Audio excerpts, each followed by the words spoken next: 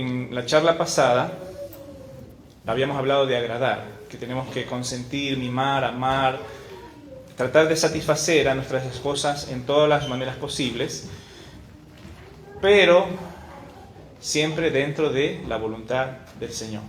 Ese fue el detalle que mi esposa me hizo ver, escuchando la grabación, que sí, hay que enfatizar, dentro de la voluntad del Señor.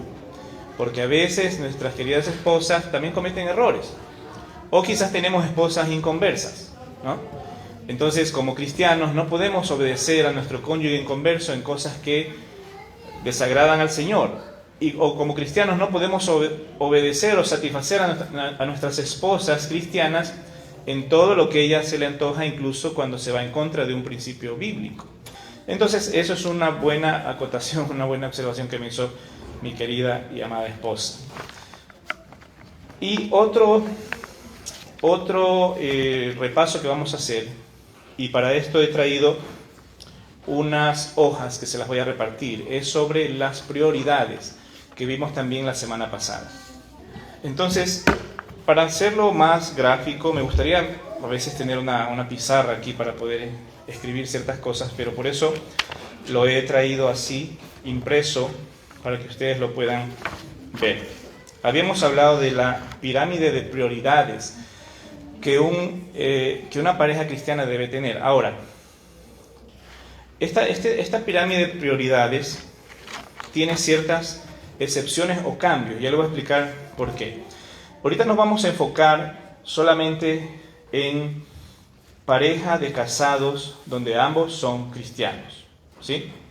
Tenemos que enfocarnos en eso para poder entender por qué este triángulo solo aplica allí. No aplica a solteros, no aplica a pastores, no aplica a personas que están casados con inconversos. Ya le voy a explicar por qué. En la cima está Dios, porque Él es el número uno. Y ustedes tienen abajo las referencias bíblicas que estuvimos dando la semana pasada, e incluso he agregado nuevos versículos para que los estudien en su casa. ¿Por qué Dios es nuestra prioridad? ¿Sí? ¿Por qué Dios está en el número uno? Y también he agregado allí ciertos comentarios de por qué mi relación con Dios no es lo mismo que mi relación con la iglesia. ¿Sí? Porque no podemos emparejar las dos cosas, porque si no, si yo digo que la iglesia, como estábamos discutiendo al final de la reunión, ¿se acuerdan pasada? Decían que la iglesia y Dios es lo mismo, pero si ponemos a la iglesia y a nuestro Dios en el mismo número uno, entonces yo voy a estar diciendo que la iglesia es más importante que mi esposa, y que la iglesia es más importante que mis hijos, y que la iglesia es más importante que el medio por el cual yo sobrevivo, mi trabajo. Entonces, lo cual es equivocado, porque yo puedo cambiar de iglesia. ¿Se acuerdan que les dije, no? Yo he cambiado varias veces de iglesia por diferentes situaciones, pero no puedo cambiar de esposa, pues. No puedo cambiar de hijos, ¿no? Y tampoco puedo estar cambiando de trabajo cada rato, porque no es fácil estar consiguiendo un trabajo. O sea, en otras palabras, hermanos, es más fácil cambiarse de iglesia que cambiarse de trabajo, ¿no? Entonces, por eso es que las prioridades tienen que estar así, en ese orden. Entonces, a veces, al emparejar así, no tomamos en cuenta ciertos pasajes bíblicos en los que se hace énfasis en la Biblia de que muchas veces se hace cosas en la iglesia, pero sin un corazón verdaderamente convertido o con un corazón sucio, ¿no? Por eso el Señor dice, ¿no? Este pueblo de labios me honra, pero su corazón está lejos de mí. Entonces, ¿de qué sirve congregarse cuando yo estoy mal con mi esposa, estoy mal con mis hijos, ¿no?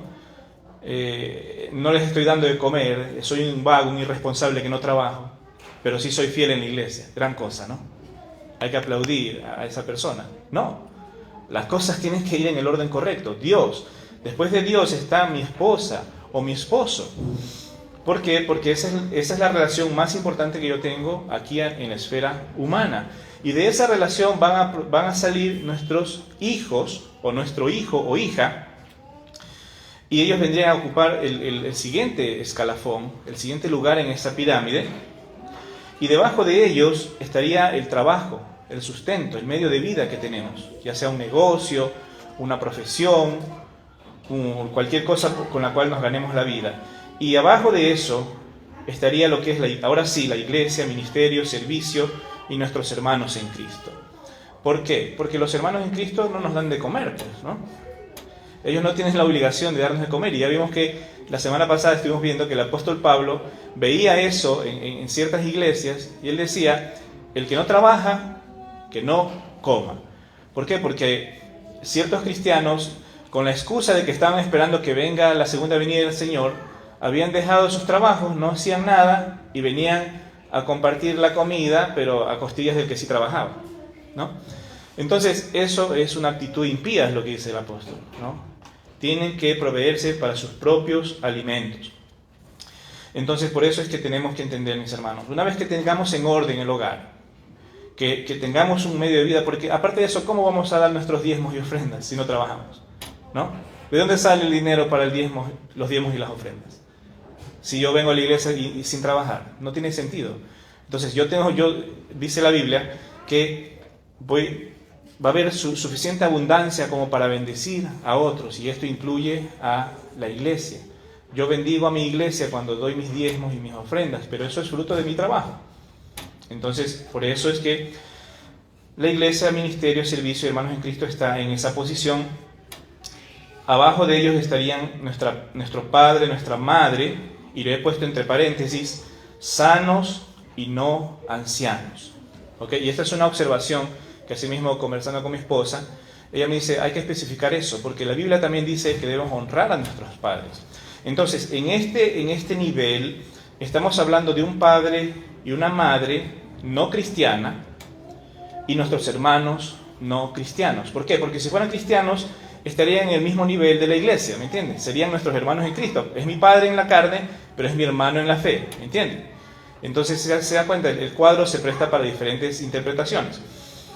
Pero, ¿qué pasa cuando mi padre o mi madre llegan a ser ancianos o están enfermos con algún tipo de enfermedad que les impide valerse por sí mismos? Ahí es donde se aplica muchos pasajes de la Biblia donde se nos manda a honrar a nuestros padres. Y ahora ellos suben a la misma categoría de un hijo, al nivel número 3, por arriba de la iglesia, por arriba del trabajo, ¿sí? Porque usted puede cambiar de iglesia, puede cambiar de trabajo, pero si usted deja morir a su padre en la orfandad, usted estará dando un pésimo testimonio, estará haciendo que las personas blasfemen el evangelio, porque usted se ha comportado peor que un impío, porque los impíos saben cuidar muchas veces a sus padres. Entonces nosotros como cristianos debemos también tener corazón y valor para cuidar a nuestros padres. Entonces, el mandato bíblico es dejar padre y madre para iniciar el nuevo hogar. Pero en el tiempo, nuestros padres envejecen, nuestros padres se enferman, y nuestros padres vienen a ser como nuestros propios hijos. Ahora ellos son hijos de los que un día fueron padres, ¿no? Entonces, todo anciano llega a volver a ser como un niño, que necesita que lo alimenten, que necesita que lo vistan, que lo cuiden, que le den medicina. Entonces, cuando el papá o mamá se enferman y llegan a ser ancianos y necesitan nuestra honra, entonces suben a la categoría de nuestros dependientes, ¿sí? Entonces, eso es una aclaración importante, mis hermanos. Y la base de la pirámide sigue siendo la misma: parientes, amigos y el resto del mundo, ¿sí? Entonces, espero que con este cuadro esté un poquito más claro lo que estaba explicando la semana pasada. Y hay ciertas excepciones. Por ejemplo, si usted es soltero, ¿no? Creo que ahorita no tengo a nadie soltero, ¿no? Bueno, si es soltero, en el punto número 2, y en el piso 2 y en el piso 3, no va a tener a nadie, ¿no? Va directo de Dios a su trabajo. Pero si es madre soltera, entonces no va a tener a nadie en el punto número 2, ¿me entiendes? O sea, cada uno puede aplicar este cuadro según su propia situación, ¿no? Entonces, por ejemplo, en el caso de los pastores, ¿no? Para un pastor, el trabajo en la iglesia es lo mismo. Ahí simplemente hay que borrar la línea que los separa, porque iglesia y trabajo se conjugan en una misma cosa. Entonces, por eso le digo, este cuadro es algo que se aplica específicamente a una pareja de casados donde ambos son cristianos. Ahora, ¿qué pasa donde uno de los dos no es cristiano? ¿no? Ahí también viene una situación bastante interesante. ¿Por qué? Porque Dios sigue estando en el primer lugar, pero el cónyuge, y ahí es donde se abre otro abanico de posibilidades, porque hay cónyuges impíos o no cristianos que consienten, como dice la Biblia, vivir con el cristiano, ¿sí? Pero hay otros que no consienten, es decir, le hacen la vida imposible al cristiano. Entonces, esos ya son casos más específicos, y esos casos sí quisiera hablar más adelante cuando hablemos del tema del divorcio y la separación, ¿no? Eso ya es un tema que lo vamos a tratar con más detalle, porque no es el tema principal del día de hoy. Pero eso se los prometo para una siguiente ocasión. Ok, mis hermanos. Vamos a ir entonces ya, ahora sí, a lo que nos toca ver el día de hoy. Y lo que nos toca ver el día de hoy tiene que ver con lo que dice la Biblia, cumplir el deber conyugal con su esposa. Ahora, estoy contento de que sea en este ambiente que podamos tocar este tema en particular. Porque este tema no es fácil de tratar así, ¿no? En público. No es fácil de predicarlo desde un domingo. No es fácil predicarlo en un culto de oración, sino en un ambiente así, en una charla, donde podamos explicar un poquito de qué habla la Biblia con respecto al deber conyugal.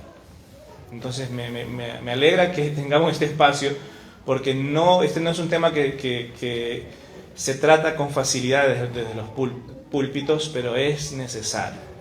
Es necesario conocer qué dice la Biblia con respecto a las relaciones sexuales entre marido y mujer, ¿sí? Entonces, vamos a tratar de ver un poco de esto el día de hoy. Vamos a abrir 1 Corintios 6.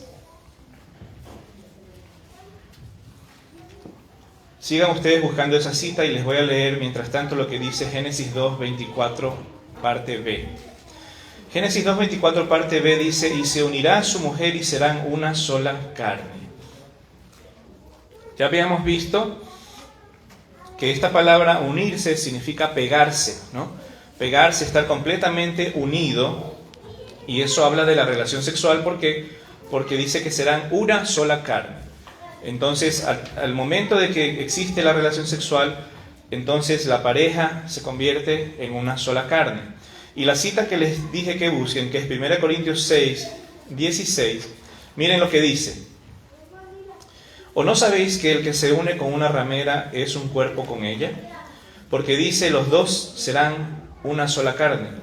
Pero el que se une al Señor, un espíritu es con él. Huid de la fornicación. Cualquier otro pecado que el hombre cometa está fuera del cuerpo, mas el que fornica contra su propio cuerpo peca. Entonces, ahí está bien claro, mis hermanos. La unión sexual, ser una sola carne, no solamente se da con su cónyuge, sino también con personas fuera del matrimonio. Entonces, por eso es tan peligroso, porque usted está pecando contra su propio cuerpo. Unirse, entonces, mis hermanos, se refiere a la unión más íntima, la unión sexual y emocional.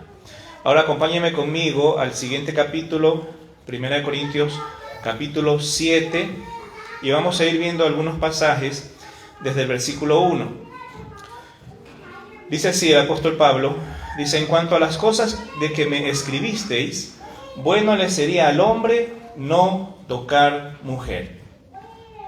Esa es la forma en que inicia este capítulo, donde el apóstol Pablo le dice a los hombres, ¿no? Bueno le sería no tocar mujer. En otras palabras, ¿a qué se refiere el apóstol? Bueno le sería el hombre que ni supiera sobre el tema del sexo, ¿no? Sería mejor que esté tranquilo, que no sepa sobre esas cosas, para que su mente no esté alterada, pues, etcétera, etcétera. Entonces, esa es la forma en que él introduce lo que va a decir. Y el versículo 2 dice: pero a causa de las fornicaciones, cada uno tenga su propia mujer y cada una tenga su propio marido. Y como ustedes se dan cuenta, mis hermanos, el sexo en la pareja casada sirve para evitar la inmoralidad sexual en general. Cuando habla de las fornicaciones, es habla de la inmoralidad en términos generales y cómo se detiene ese tipo de pecado con el matrimonio.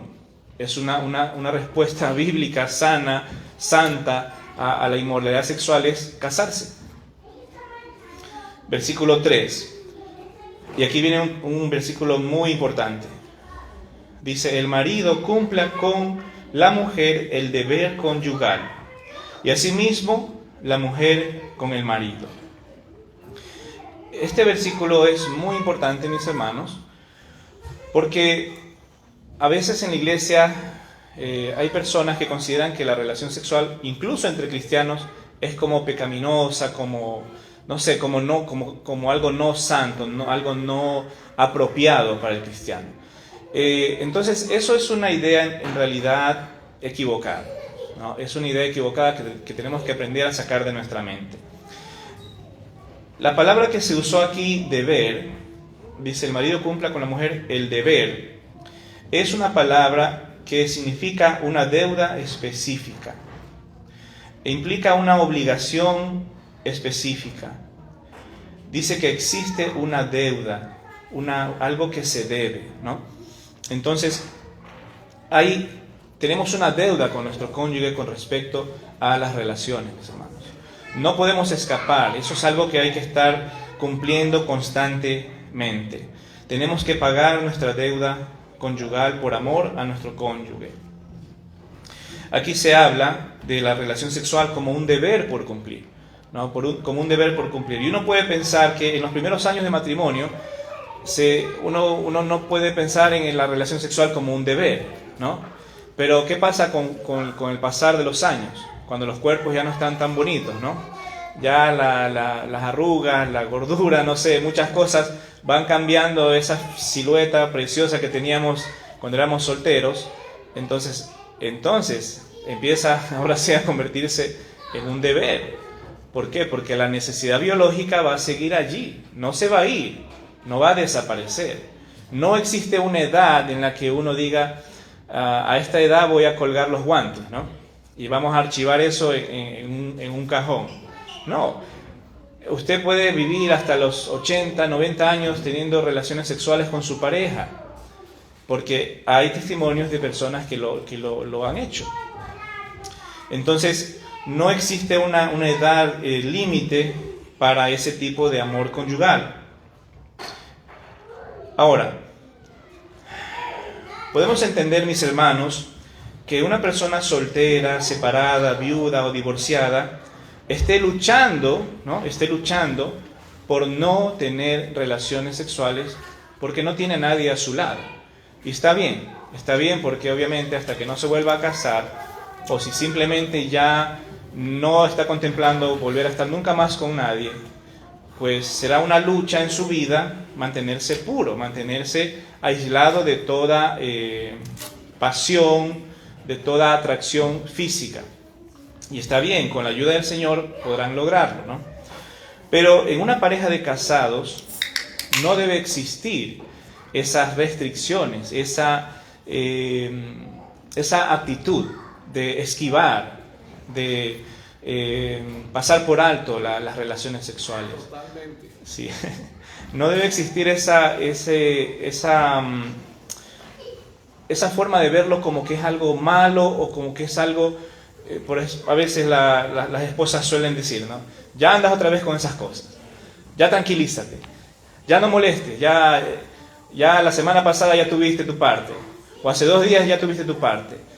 El hombre, si usted con su esposa tiene una relación saludable, el hombre siempre la va a estar molestando y va a estar allí, atrás, porque uno está como tirando el anzuelo, ¿no? Vamos a ver si pesco algo el día de hoy. Y así lo pasa uno como pescando, a ver si por ahí existe alguna pequeña posibilidad de pescar algo en ese día. Entonces sí, a veces se vuelve un coqueteo, una situación bonita, agradable, pero no debe ser algo negativo, un ambiente feo de que, ay no, qué asco, ya ándate para allá, anda, báñate, no, o ya me tienes cansada siempre con lo mismo y lo mismo. Esas son las actitudes que hay que cambiar, ¿no? Y espero que eso a veces no venga básicamente de los hombres, o mayormente viene de las damas, porque la sexualidad de la mujer es diferente a la sexualidad del varón. Y lo entendemos, tratamos de comprenderlas, porque el ciclo menstrual, la parte hormonal de la mujer no le permite estar activamente con ese apetito como lo es con el hombre. El hombre puede tener apetito sexual todos los días del mes, la mujer no. Por su ciclo menstrual, por su proceso hormonal, hay ciertos días del mes que ella está más dispuesta y otros días que no quiere saber absolutamente nada. Respetamos eso, no es sano de ningún esposo cristiano obligar a su esposa cuando está en esa situación, pues, a que quiera estar con él, pues, ¿no? Tiene que aprender a respetar también el proceso normal de las mujeres. Ahora, hago dos preguntas aquí interesantes. ¿Es correcto que mi esposo me pida tener relaciones todas las semanas? Sí, completamente correcto. Y ahora otra pregunta, ¿qué tan seguido es normal o correcto? Porque esa es otra pregunta, a veces me han hecho esa pregunta a mí, ¿qué tan seguido es normal o correcto? Porque yo quiero saber, ¿no? De alguna manera alguien explíqueme, ayúdenme a ver si estoy bien haciendo mi tarea, cumpliendo mis deberes. Entonces yo les he traído un estudio, un estudio que hicieron en el 2017 y algunos años atrás. Dice de estudio de la Sociedad de Medicina Sexual. Dice así, un estudio realizado por la Sociedad de Medicina Sexual en Estados Unidos arrojó algunas cifras aproximadas sobre la frecuencia de relaciones sexuales en parejas casadas o en relaciones de largo plazo. Este estudio encontró que, 1. Parejas jóvenes, entre 18 y 29 años, dice, las parejas más jóvenes suelen tener relaciones sexuales con mayor frecuencia, en promedio. Estas parejas tienen relaciones sexuales alrededor de 2 a 3 veces por semana. 2. Parejas de 30 a 39 años. La frecuencia disminuye un poco en este grupo, con un promedio de alrededor de 1 a 2 veces por semana. 3. Parejas de 40 a 49 años. A medida que las parejas envejecen, la frecuencia de las relaciones sexuales tiende a disminuir aún más, con un promedio de 1 vez a la semana o menos. 4. Parejas de 50 a 59 años. En este grupo la frecuencia sigue disminuyendo y es común que las parejas tengan relaciones sexuales menos de 1 vez a la semana, aunque todavía haya quienes mantengan una vida sexual activa. Y por último, 5. Parejas de 60 años o más. Para las parejas mayores,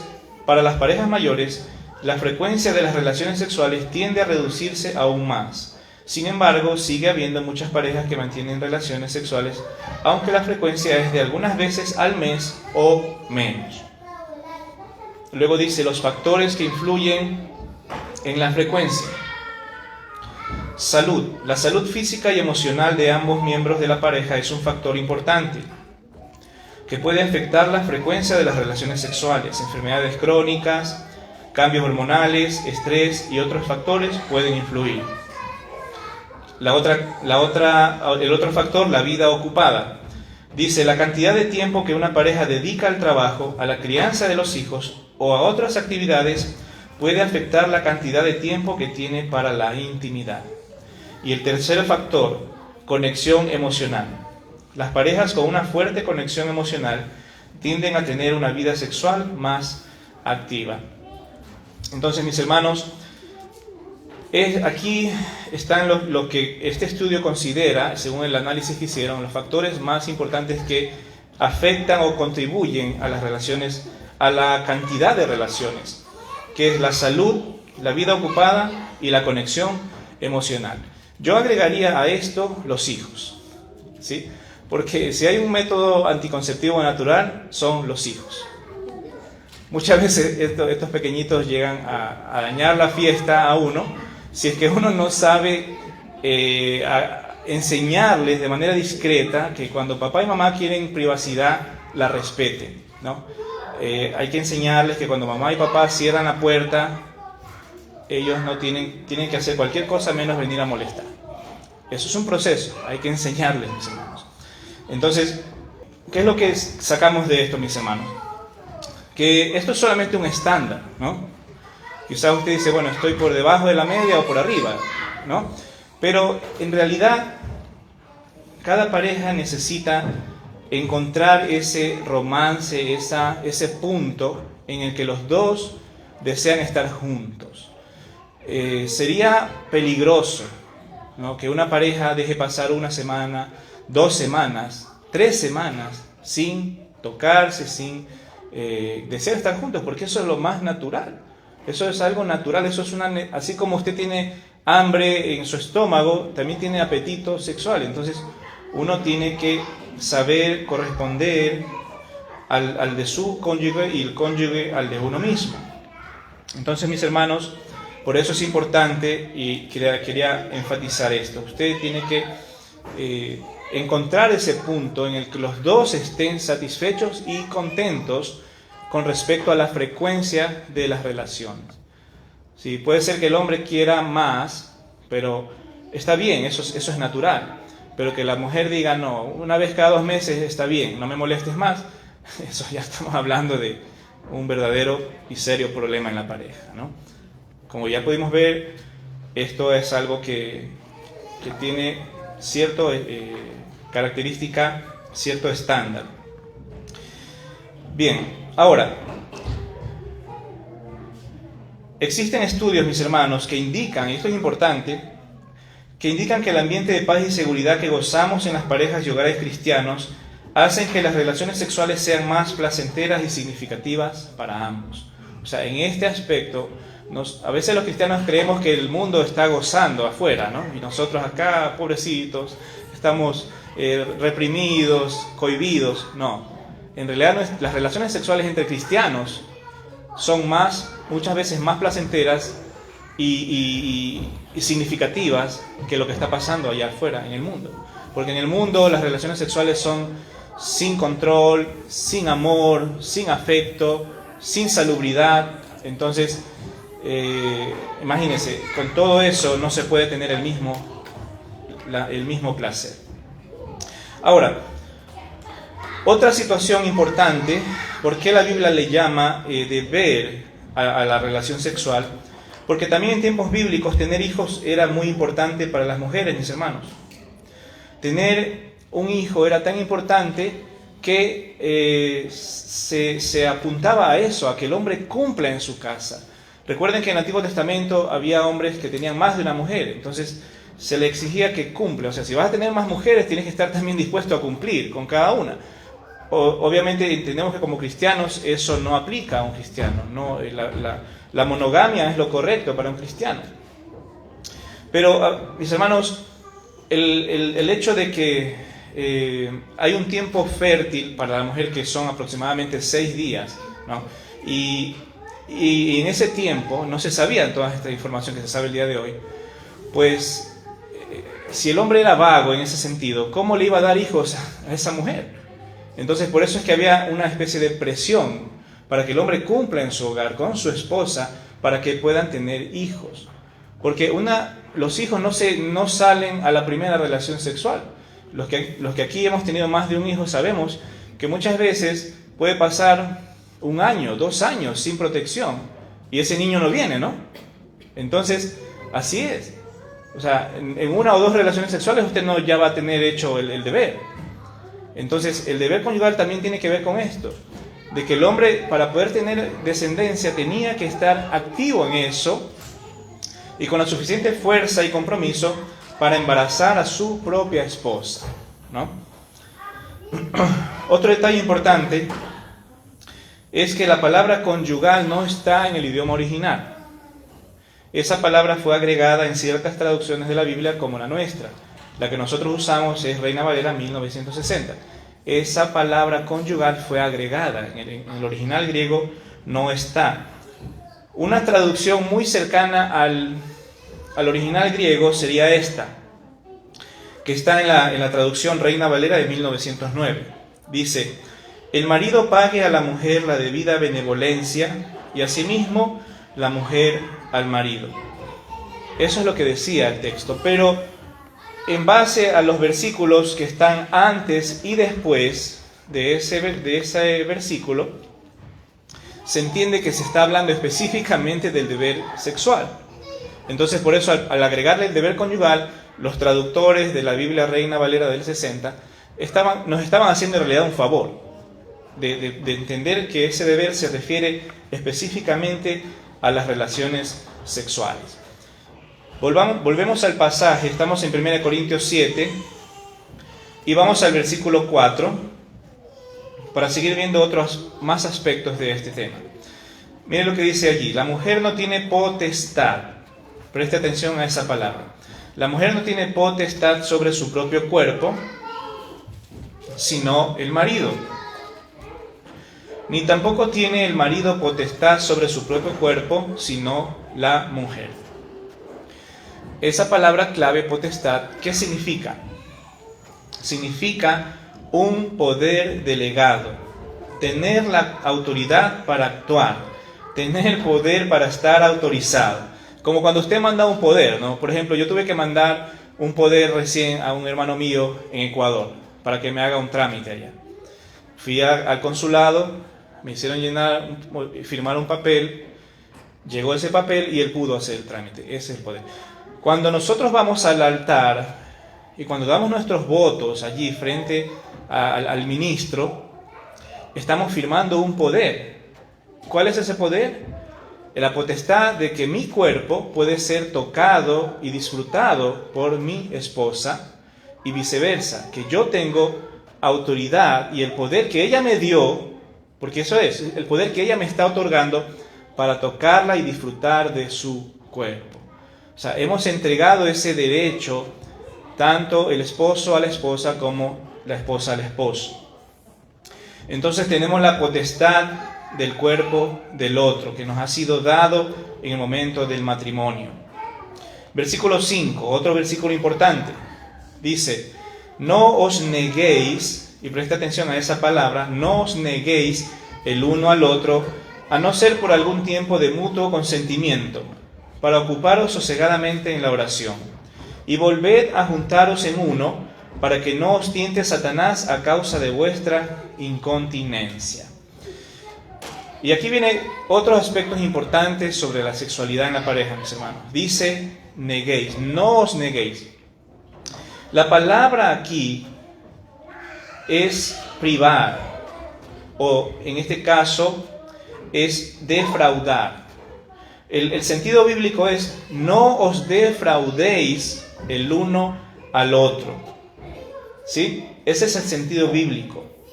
Dice propiamente defraudar a alguien de algo, manteniéndolo apartado de él. Defraudar a alguien privándole de lo que por derecho le pertenece. Ese es el sentido bíblico. Cuando dice no os neguéis, es no defrauden a su pareja en cumplir con el derecho que le corresponde. Cuando nosotros nos negamos a tener relaciones, estamos causando un desfalco, un fraude. Estamos defraudando a la persona que nos entregó un poder, a la que le entregamos un poder. Entonces, mis hermanos, aquí el versículo deja claramente ver que si va a haber un tiempo sin relaciones, porque lo puede haber, ¿no? Lo puede haber, tiene que ser por mutuo consentimiento en primer lugar. El versículo dice: por algún tiempo de mutuo consentimiento. Tienen que estar de acuerdo el uno con el otro. No es algo que yo hago de manera autoritaria o algo que lo hago de manera arbitraria o personal. No es que yo le voy a decir: bueno, a partir de hoy no quiero saber de ti durante un mes. Me voy a dedicar solo a orar. No, tiene que ser algo conversado, algo dialogado, algo puesto en que se han puesto de acuerdo los dos. Y luego dice que debe ser una de las razones, puede ser para ocuparse tranquilamente en la oración.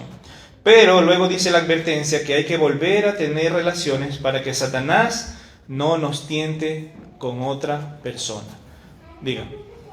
Quiero hacer una pregunta. ¿De dónde salió esa idea? Yo me acuerdo en la época cuando yo era iba al colegio católico que nos decían que solamente se usaba eso para tener hijos y que eso era el único deber que uno debiera hacer. Claro, esa es una idea básicamente católica, ¿no? Porque ellos relacionan el pecado con las relaciones sexuales, ¿no? Pero lo que no entienden es que, como nosotros vimos en Génesis, las relaciones sexuales fueron dadas antes de la entrada del pecado. Adán y Eva ya tenían relaciones sexuales antes de que Eva vaya y coma del fruto prohibido. Entonces, no sabemos cuánto tiempo pasó, cuántos días pasaron desde que ellos fueron creados hasta que Eva comió. Puede haber pasado un mes, un año, la Biblia no lo revela. Solo dice que Dios les dijo: fructificad y multiplicaos. Y esos dos muchachos empezaron su trabajo, ¿no? Era como juguete nuevo, ¿no? Yo no voy a dejar que si tengo una mujer preciosa y hermosa y desnuda delante mío, yo soy su esposo, ¿por qué voy a esperar, ¿no? 1, 2, 3 meses a empezar? Entonces ese es el problema con esa enseñanza, que ellos creen que el pecado, que la relación sexual está vinculada al pecado original, lo cual no es así. Y para eso pues tienes que anular y aislar muchos versículos bíblicos como lo que estamos viendo aquí, donde el apóstol Pablo enseña. Y no solo el apóstol Pablo, también Pedro lo enseña, también Salomón lo enseña. O sea, hay varios pasajes en los que se habla de la relación sexual en la pareja, ¿sí? Ahora, mis hermanos, importante, como decíamos, es que si hubo ya esa separación, ese mutuo consentimiento, dice que deben luego volver a juntarse para que Satanás no nos tiente. ¿Por qué? Porque una persona que está tranquila en esa área, no va a estar buscando afuera lo que tiene en su casa, ¿me entienden? Entonces, por eso es importante. Ahora, las relaciones sexuales, mis hermanos, dentro del matrimonio sirven para prevenir ciertas cosas específicas que yo se las voy a compartir. Número 1, sirve para prevenir el adulterio o infidelidad. Le voy a dar un pasaje bíblico, 1 de Tesalonicenses 4, 3 y 4. Mire lo que dice: pues la voluntad de Dios es vuestra santificación, que os apartéis de fornicación, que cada uno de vosotros sepa tener su propia esposa en santidad y honor. Ahí dice claramente que cada uno sepa tener su propia esposa, pero ¿sabe usted que la palabra allí original es vaso? No es esposa. Una vez más, los traductores de la Biblia Reina Valera del 60 se tomaron la libertad de cambiar la palabra vaso por la palabra esposa. Pero el original dice: cada uno sepa tener su propio vaso, ¿no?, en santidad y honor. Ahora, si nos enfocamos en la palabra vaso, ¿por qué podría decir vaso? ¿Por qué podría ser vaso en este caso? Quizás puede ser porque nosotros somos considerados delante de Dios como un vaso de barro, ¿no? Como un vaso de barro. Nosotros somos descritos como un vaso de barro. 2 Corintios 4:7 dice: pero tenemos este tesoro en vasos de barro, para que la excelencia del poder sea de Dios y no de nosotros. Aquí se nos describe a nosotros como un vaso de barro, tanto al hombre como a la mujer. Pero también, y de ahí es donde viene también la idea de que la mujer es el vaso más frágil.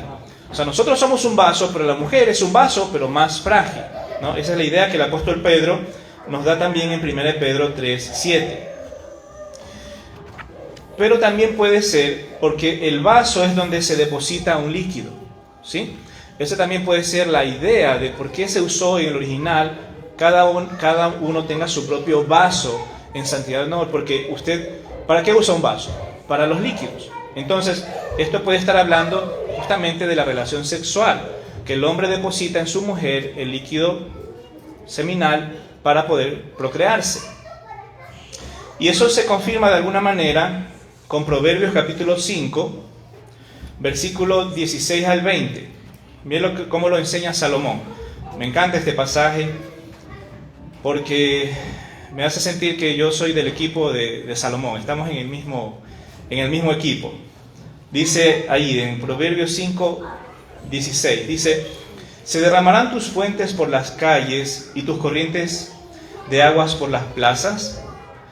Sean para ti solo y no para los extraños contigo. Sea bendito tu manantial y alégrate con la mujer de tu juventud. Como sierva amada y graciosa Gacela, sus caricias te satisfagan en todo tiempo, y en su amor recréate siempre. ¿Y por qué, hijo mío, andarás ciego con la mujer ajena y abrazarás el seno de la extraña? Por eso le digo, yo me siento identificado con Salomón en esto, ¿no? ¿Por qué? Porque él está hablando de lo que uno como hombre siente. Uno quiere tener esa cercanía, esa intimidad sexual constantemente con su mujer. Y yo no me siento que por eso soy un pervertido, un hombre, qué malo que soy, qué pecador que soy. No, porque eso es algo natural, es lo que, si Dios me creó así, yo lo siento que es así, es natural. Es una expresión normal que uno tiene que satisfacer con su propia esposa. Y si ustedes se dan cuenta, aquí le dice Salomón, al que le está escribiendo, dice, se derramarán tus fuentes por las calles. Está hablando de líquido, ¿no? Dice, se van a derramar tus fuentes por las calles y tus corrientes de aguas por las plazas. Y luego el versículo 18 también dice, sea bendito tu manantial. Está hablando otra vez de líquidos, ¿no? Entonces, por eso es importante entender, mis hermanos, la Biblia no tiene tapujos con este tema de la sexualidad. Dígame. Perdona que te moleste otra vez. Ya que estamos en el tema, ¿lo vas a tocar la cuestión de anticonceptivos entre un matrimonio o no? Sí, podemos hablar sobre ese tema de los anticonceptivos, pero ¿te refieres que para planificar la familia o...? Porque los métodos anticonceptivos son para la planificación familiar, ¿sí? Muchos cristianos están en contra de los métodos anticonceptivos. Yo no encuentro en la palabra de Dios ningún impedimento a usar métodos anticonceptivos. Porque la Biblia nos habla, hay un pasaje que nosotros podemos usar para entender este principio. La Biblia dice que si tú te vas a poner a construir, ¿no? Más vale que te sientes a calcular si tienes suficiente dinero para terminar esa obra. Cuando usted está construyendo un hogar, está levantando un hogar, está construyendo una familia, entonces usted no va a tener 20 hijos, 15 hijos, 10 hijos, como hacían nuestros abuelos y tatarabuelos. Porque el día de hoy no se puede. A no ser que usted sea un multimillonario o un político. Sí, porque ellos lo hacían era para que de esos 20 quizás uno le iba a salir rey. Entonces, estamos en otros tiempos. Mientras más oportunidades tenían, quizás tenían la oportunidad de que alguien de ellos fuera el que pegara el mismo. Claro, en el tiempo de antes era común tener muchos hijos. Y eso producía también la muerte a veces temprana de una madre, ¿no? La mamá pariendo el hijo número 15 moría con el niño. Entonces era tristemente una situación que causó la muerte de muchas madres, un debilitamiento físico que les llevaba a una muerte temprana. Entonces, con el tiempo y el avance de la medicina se fue cambiando ese concepto y no es que la sociedad de antes no quería tener esa planificación familiar, sino que no había el conocimiento, no había las herramientas, no había las medicinas que se toma hoy para no tener demasiados hijos. Entonces, la planificación familiar es correcta, mis hermanos. Incluso Dios diseñó a la mujer con un sistema que le permite durante solo 6 días en el mes tener hijos. Y si usted no quiere usar anticonceptivos, porque son hormonales, porque afectan a la salud de la esposa, usted tiene que calcular el periodo menstrual de su esposa y encontrar cuáles son esos 6 días cuando ella está más fértil que nunca y evitar tener relaciones durante esos 6 días, ¿no? ¿Para qué? Para que ella no esté embarazada. Entonces, no es que la mujer puede quedar embarazada durante todo el mes, no. Hay solamente un lapso de 5 o 6 días en que la mujer está sumamente fértil y esos son los días en los que hay que evitar tener relaciones para no tener más hijos de los que uno puede mantener. Porque uno quisiera tener más hijos, pero ¿cómo les vas a dar de comer? ¿Cómo los vas a vestir? ¿Cómo les vas a dar estudio? ¿No? Entonces, hoy en día no podemos hacer como hacían nuestros abuelos, nuestros tatarabuelos. Una pregunta. Yo, fuera de todo eso, sea que no es prohibido en el cristianismo usar anticonceptivos. No, porque no hay una... Solamente quiero, si no hay un fundamento, está bien. Yo no... Así es, más bien la Biblia dice, ¿no? Bienaventurado el que llenó su aljaba de ellos. Sí, y ¿por qué? Porque te van a traer felicidad. Pero estamos hablando que eso se escribió cuando tú mismo labrabas la tierra, cuando tú tenías tus propias vacas, tus propias ovejas, y tú mismo ibas a pescar en el río tus propios peces.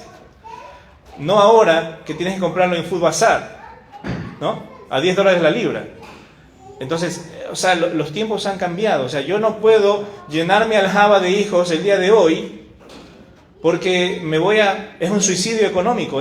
Voy a morir tratando de darle de comer a esos 15 muchachos. O sea, ¿cómo meto 15 muchachos en un departamento de 2 habitaciones que cuesta $2.400 aquí en Nueva York? Tengo que alquilar un departamento de 10 habitaciones, de 15 habitaciones que no existe. O sea, ¿se dan cuenta? La situación ha cambiado tanto que usted tendría que irse donde viven los menonitas y construir su propia casa de 3 pisos, de 20 cuartos, para poder tener una familia como las que se tenía antes. Que ahora están pagándole a parejas para que vayan a tener hijos en esos lugares, porque han crecido de tal manera que ya todos son envejecientes y no hay ni juventud. Así es, entonces... Ellos le pagan a la gente para que vayan a vivir parejas jóvenes para que tengan... La tasa de natalidad ha subido tantísimo que ya pues, está previendo el futuro que no van a tener cómo producir. Así es, claro, quizás en el mundo, ¿no? Porque recuerden, nosotros tenemos una cosmovisión cristiana, vemos la vida desde la perspectiva bíblica. El mundo lo ve desde la perspectiva económica. Ellos planifican por economía, nosotros planificamos por el mismo motivo, pero no exageradamente, porque no somos ambiciosos como ellos. Hoy en día la gente ni siquiera quiere tener hijos, porque eso no les representa un buen negocio a ellos. Pero nosotros como cristianos sabemos que eso es un mandato de Dios, que debemos seguirnos reproduciendo porque para eso Dios nos dio la capacidad reproductiva. Pero obviamente tenemos que tener sabiduría también en el proceso, porque la Biblia nos manda a ser sabios también y a calcular los costos. ¿Voy a ser capaz de darle una buena vida a esos 15 muchachos o a 2 o a 3? ¿Qué es mejor? ¿No? ¿Tener 15 sin zapatos o 3 con zapatos?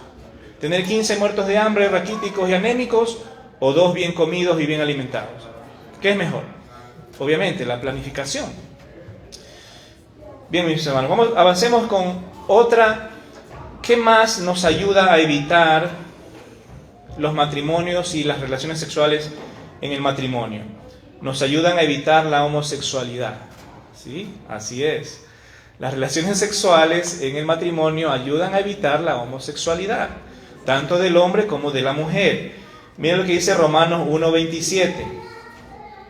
Romanos 1:27 dice: y de igual modo también los hombres, dejando el uso natural de la mujer, se encendieron en su lascivia unos con otros, cometiendo hechos vergonzosos hombres con hombres, y recibiendo en sí mismos la retribución debida a su extravío.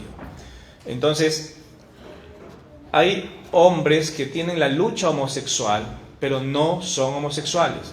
Es decir, no han tenido relaciones homosexuales, pero internamente tienen la lucha. Entonces, el matrimonio ayuda a este tipo de hombres con ese tipo de pasiones vergonzosas. Ayuda al hombre a reafirmar su masculinidad. Al tener su propia esposa y descargar su necesidad biológica natural con una mujer, ayuda a reafirmar su masculinidad también. Entonces, eso es uno de los beneficios de tener relaciones con su cónyuge. Número 3, ayuda con respecto a la adicción a la pornografía, mis hermanos. Las relaciones sexuales en los casados ayuda a evitar la adicción a la pornografía. Y eso es sumamente importante. Miren lo que dice la Biblia en Mateo 5:28. Dice el Señor: pero yo os digo que cualquiera que mira a una mujer para codiciarla, ya adulteró con ella en su corazón. Mis hermanos, la pornografía es adulterio, ¿no? Es adulterio visual. Segunda de Pedro 2:14 dice así: tienen los ojos llenos de adulterio, no se sacian de pecar, seducen a las almas inconstantes, tienen el corazón habituado a la codicia y son hijos de maldición. El apóstol Pedro está hablando de los falsos maestros y los falsos profetas que se infiltran muchas veces en las iglesias, y hablando de estos perversos, él dice, tienen los ojos llenos de adulterio. Pero esa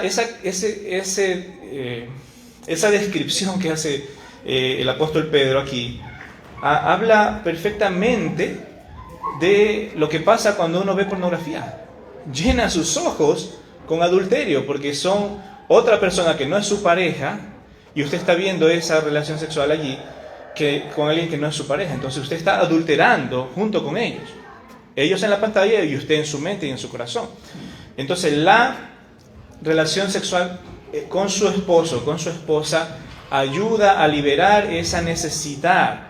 Y esto es una lucha mayormente de los hombres, pero es una lucha que también es de las mujeres. No podemos decir que la mujer se libra de esa tentación. Cada vez aumenta, quizás por el tema de las redes sociales, quizás por el tema de la facilidad que uno tiene ahora a acceder a esas cosas, aumenta el número de mujeres que caen en la adicción a la pornografía, mis hermanos. Entonces, no bajemos la guardia, estemos atentos. Es importante que la mujer ayude al esposo y el esposo a la esposa a liberar esa necesidad biológica para no caer también en el tema de la pornografía. Y por número 4, por último, la relación sexual entre casados ayuda a evitar el pecado de la masturbación también. Eso es lo que te iba a decir, la autocomplacencia. Así es. Así es. ¿Por qué? Porque uno tiene que satisfacer eso con su pareja, ¿ok? Porque cuando la persona que hace esta cuestión, cuando están pecando en el tema de la masturbación, ¿por qué? Porque tienen que imaginar cosas para poder llegar a la excitación y al clímax. No es que eso es algo mecánico que te pones tu mente en blanco y ya sucede. No, tienes que estar imaginando, fantaseando. Entonces, en esas fantasías, el hombre no es que está fantaseando muchas veces con su propia esposa. Lo está haciendo con su vecina, con su compañera del trabajo. ¿Esto es dentro del matrimonio o fuera del matrimonio? Cualquiera, las dos. Es pecado para el soltero y es pecado para el casado. La masturbación es pecado porque la masturbación implica fantasía. Si tú no estás teniendo una fantasía en tu mente, entonces tú no te puedes masturbar. O sea, no vas a llegar a un clímax, porque eso no es un proceso mecánico. Eso es un mecánico y orgánico, ¿no? Entonces, por eso es que hay que pecar necesariamente en tu cabeza para que eso termine. Entonces, por eso es que el matrimonio, mis hermanos, ayuda a que se controle y se pueda dejar a un lado ese pecado que mayormente afecta a los solteros, sí, pero también a los casados. Entonces, cuando el esposo no está teniendo suficientes relaciones sexuales con su esposa, pues el pobre siente la carga, ¿no? La presión biológica, y a veces termina pecando, masturbándose para poder liberar esa necesidad, y quizás las mujeres también. Pero el matrimonio ayuda a que eso no ocurra, mis hermanos. Entonces, mis hermanos, dice aquí la Biblia en Proverbios 5:19, el Salomón dice: sus caricias te satisfagan en todo tiempo, y en su amor recréate siempre. ¿Se dan cuenta? Sus caricias te satisfagan en todo tiempo. Es decir, mis hermanos, es importante que esa satisfacción provenga de nuestro esposo o de nuestra esposa. Mis hermanos, un hombre y una mujer satisfechos sexualmente no andará buscando afuera lo que tiene de sobra en su casa. Entonces, ¿es importante las relaciones sexuales en el matrimonio? Por supuesto que sí. Aparte de las numerosas citas bíblicas, hay un libro entero dedicado al amor sexual entre esposo y esposa, y ese libro se llama Cantar de los Cantares, ¿no? Mucho se ha procurado espiritualizar al pobre libro de Cantar de los Cantares. No me vengan a espiritualizar ese hermoso libro que habla específicamente de relaciones sexuales. Le voy a leer unos cuantos versículos de Cantar de los Cantares. 1:2 dice: oh, si él me besara con besos de su boca, porque mejores son tus amores que el vino. 1:16 he aquí que tú eres hermoso, amado mío, y dulce, nuestro lecho es de flores. 2:16 mi amado es mío y yo suya, él apacienta entre lirios. 4:10 cuán hermosos son tus amores, hermana, esposa mía, cuánto mejores que el vino tus amores, y el olor de tus ungüentos que todas las especies aromáticas. 4:11 como panal de miel destilan tus labios, oh esposa, miel y leche hay debajo de tu lengua, y el olor de tus vestidos como olor del Líbano. Eso solo por tocar, y ya no me dio más tiempo para seguir buscando más de los versículos de Cantar de los Cantares. ¿Por qué menciona el vino 2 veces? Bueno, porque quizás era parte del ritual. Yo te iba a decir algo. Sí. Había un misionero que nos habló una charla de parejas en un encuentro que tuvimos, y yo le dije, yo no voy a, porque tengo que seguirle consejo a un hombre que tuvo más de 1000 mujeres. Salomón tuvo más de 1000 mujeres. Yo no sé si yo no sé si es la mejor persona para sacar cómo es. Sí, claro, él tuvo muchas mujeres. Sí, mil. Claro. Pero lo hizo en desobediencia al Señor, ¿no? Pero recuerda que Salomón tiene 2 libros principales, 3 libros, ¿no? Proverbios, luego tiene Eclesiastés y también está Cantares. Pero el que escribió al final de sus días fue Eclesiastés. Y los 2 que escribió primero era entre Proverbios y Cantares. Ahora, cuando Salomón pidió sabiduría a Dios, Dios se la dio. Y ahí es donde se produce el libro de los Proverbios. Él empezó a llenarse de mujeres, pero solo una mujer cautivó su corazón, y era la Sunamita. Salomón tenía muchas mujeres, pero una sola esposa, que cautivó su corazón. Y a ella es que le dedica el libro del Cantar de los Cantares, ¿no? Porque había esa conexión entre los dos. Pasan los años, Salomón se llena de más mujeres y cae espiritualmente y escribe el libro de Eclesiastés con un enfoque y una cosmovisión completamente mundana, en el sentido de que ya no veía mucha esperanza, y concluye el libro diciendo que vanidad de vanidades, todo esto apesta, todo esto no sirve para nada, lo único que sirve es que sirvamos a Dios y vivamos haciendo su voluntad. O sea, él concluye su sabiduría de lo que estaba acá arriba, termina abajo, cometiendo pecados e incluso siguiendo a otros dioses. O sea, terminó sumamente mal su vida espiritual. Entonces, como tú dices, ¿cómo voy a seguir a ese hombre? Pero recuerda... Yo le estaba poniendo pereques. Sí, pero él escribió estos 2 libros cuando estaba acá arriba. Y Eclesiastés nos muestra, ¿no?, que él cayó bien bajo en ese sentido. ¿Iba a decir algo? No, también David. No, yo te estaba poniendo pereques, pero le estaba molestando al misionero que nos vino a hablar de matrimonio, ¿no? Pero claro. Obviamente también David cayó en ese tipo de... la gran mayoría. Y aún así Dios le llama a un hombre conforme al corazón de Dios. Sí. Entonces, mis hermanos, este es el tema que queríamos tratar el día de hoy. El tema del deber conyugal, ¿no? La situación que como pareja tenemos que nosotros cumplir. Tenemos una tarea, tenemos una necesidad. Tenemos que evitar defraudar a la persona que vive con nosotros, que es nuestra esposa, que es nuestro esposo, y cumplir en esa área. Si usted está teniendo crisis en esa área, tiene que pedir ayuda al Señor. Es decir, Señor, ayúdame a poner esta área en orden en mi vida. Porque, mi hermano, le aseguro, si usted no pone el área sexual en orden en su vida, su matrimonio no va a durar mucho. El área sexual es muy, muy importante para la salud emocional, física, espiritual, todo. No es que las relaciones sexuales es lo más importante, pero sí ayuda mucho a mantener la amistad, el compañerismo, el romance, la empatía.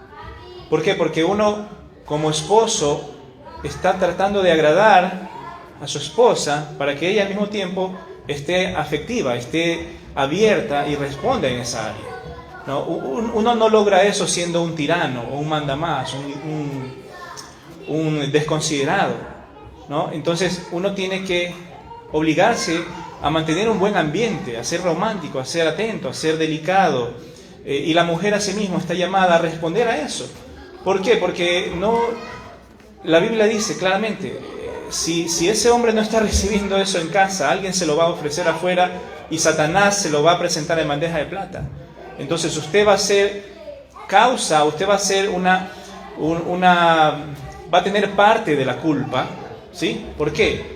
Porque no estaba usted cumpliendo en casa lo que la Biblia dice. Usted no estaba haciendo sus deberes conyugales y vino otra y quiso que su esposo se ponga al día con los deberes, ¿me entiende? Entonces tiene que usted colaborar con esta cuestión. Las mujeres no tienen la misma intensidad, ¿no?, del hombre, la misma intensidad del apetito sexual, pero sí lo tienen, sí lo tienen. Entonces el hombre tiene que aprender a ver cuáles son esos días del mes en que su esposa está más abierta y aprovecharlos, hacer fiesta, mandar a los niños, no sé, por ahí, a jugar, a donde sea, y aprovechar esos momentos especiales cuando llegan, ¿no? Pero no defraudarse tampoco si es que la mujer no está siempre dispuesta en esa área. Entonces, mis hermanos, como se dan cuenta, es de lado y lado. Yo tengo que hacer una parte, mi esposa tiene que hacer otra. Pero si ustedes empiezan a desarrollar una vida sexual sana, su relación como esposos va a crecer. Si su vida sexual no está en orden, su relación como esposos tampoco, ¿sí? Usted no puede decir, yo soy un buen creyente, vengo a la iglesia siempre, y su vida sexual cero a la izquierda en su casa. No, eso no existe. ¿Por qué? Porque la relación entre marido y mujer es amorosa, pero también es sexual. Es espiritual, pero también es sexual, ¿no? Lo que Dios tenía en su mente cuando creó a Eva fue darle a ese hombre lo que ese hombre necesitaba, una compañera, y lo primero que le dijo, muchacho, ahí tienes, anda y diviértete, pónganse a procrearse, vayan y llenen la tierra. ¿Me entienden? Nos creó con esa necesidad y nos dio la respuesta en nuestras propias esposas, mis hermanos. Entonces, espero que este estudio nos haya ayudado a entender la importancia de cumplir el deber conyugal. Amén. Vamos a orar. Padre, te damos gracias por tu palabra, Señor, por este tiempo. Y te rogamos que tu palabra hable a nuestros corazones y nos ayude a entender qué estamos haciendo bien y qué estamos haciendo mal, Señor, para poder empezar a corregir nuestras actitudes y nuestras acciones, Señor. Y a nos te lo pedimos, Padre, en nombre de tu amado Hijo Jesús. Amén.